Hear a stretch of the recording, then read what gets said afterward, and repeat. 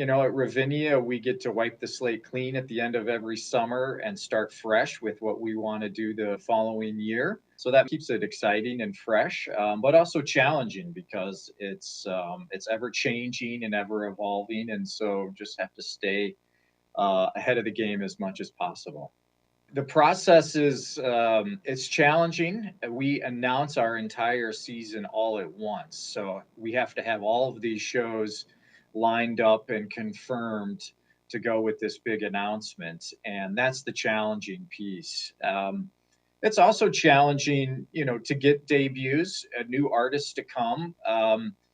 As much as all of us around Chicagoland know about Ravinia, artists outside of Chicagoland sometimes have never heard of us before. And so educating them about who we are, what we do, what the experience is, sometimes takes some runway. But a lot of artists talk to each other, right? So a perfect example is Santana and Rob Thomas. They're friends, and Rob Thomas played Ravinia several years ago. Santana was interested in coming, and so the two of them talked. And Rob told him all about the Ravinia experience of coming on the train and getting dropped off at our front door and bringing your picnic and your friends and all the food and beverage that you want, and doing your lawn party experience. And those kinds of relationships and conversations amongst Ravinia and artists is what allows us to bring so many new artists every year, because then they hear about this experience and they want to be a part of it and how unique it is. And that creates this place that is a destination for Chicagoans, of course, but artists from around the country and around the world. It's a big part of our mission to present artists of different genres and that represent different cultures and different backgrounds. And so that allows us to reach outside of the United States and into other cultures around the world. And so the Gypsy Kings are coming to us at the end of July, and they're bringing with them a Puerto Rican artist named Choco Horta.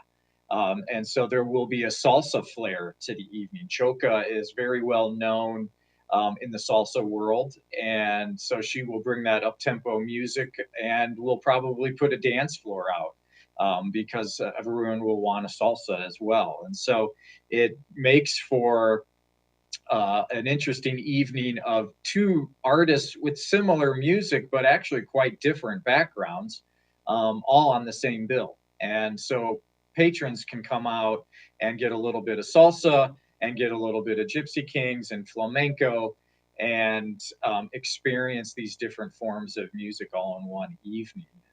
Fiesta is similar in the sense that we, at the end of the summer, are celebrating Mexican Independence Day. And so Fiesta is highlighting Mexican artists.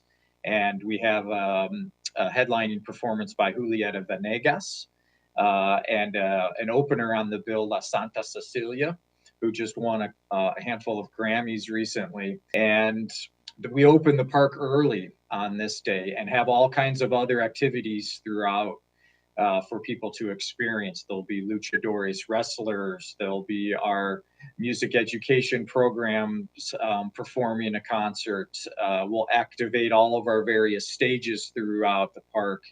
And so we'll have probably some more dancing and dance lessons and some family oriented programming and food too, really trying to showcase all of the food that we love from Mexico, right? Whether it's tacos or certain beverages, it makes for a really fun day and an opportunity for us to celebrate Mexican heritage and culture and music. Classical music is very important to us. It's been a part of Ravinia's history since day one. 120 years of it we are celebrating.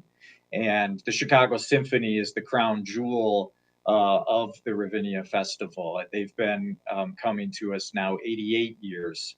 And it is a wonderful relationship. And it is the foundation by which we have evolved over the years. And so the CSO season, their residency with us every summer, is the programming that we put together first. We spend a lot of time thinking about how best to showcase the Chicago Symphony in a festival setting. What kind of programs make the most sense, and while sticking true to classical music, but also having some fun with it too, where it might be with some films. We have Princess Bride this summer. We have Up in concert, or some crossover programs. This is Harry Mancini's 100th birthday this year, so we'll be doing music from Pink Panther, Moon River, Breakfast at Tiffany's, or some straight up classical music. We'll have Mahler, we'll have Gershwin, we'll have Beethoven. And so a great way for people to come and listen to classical music in a bit more of a relaxed setting. And all of those tickets start at $17. So it's something that we want to continue to keep accessible. An easy way to come see one of the best orchestras in the world. Chicagoland is such a wonderful marketplace for live music. Everyone here supports it, and so it's a great place for Ravinia to thrive, because we will have people come out for any type of music, any type of programming, and to have that kind of support is what allows us to then develop these programs, especially the music education component to the Ravinia Festival, and bringing music to communities that might not have lessons or instructions or other opportunities with music. So we now have full orchestras in some communities around Chicago, Lawndale, for example, and up in Waukegan. And this is where the most heartwarming work happens, where students get acquainted with music and have the opportunity to perform, and also their instruments and their lessons and their busing back and forth to rehearsals are all provided by Ravinia. So it's a great coming together of all different ages, families, and professionals who are giving their time and energy to music education.